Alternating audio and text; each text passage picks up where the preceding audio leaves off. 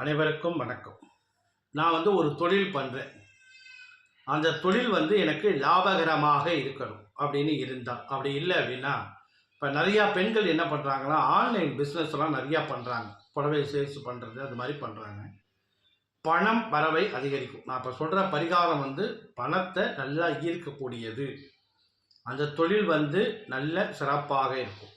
என்ன அப்படின்னு கேட்டிங்கன்னா, தாமரை இதழ் மோதிரம். அதாவது ஒரே ஒரு தாமரை இதழ் போட்ட மோதிரம். இப்போ ரெடிமேடாகவே கடையில் விற்கிது.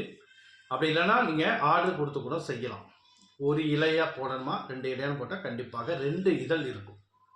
இந்த பக்கம் ஒரு இலை, இந்த பக்கம் ஒரு இலை, 2 இதழ் இருக்கும்.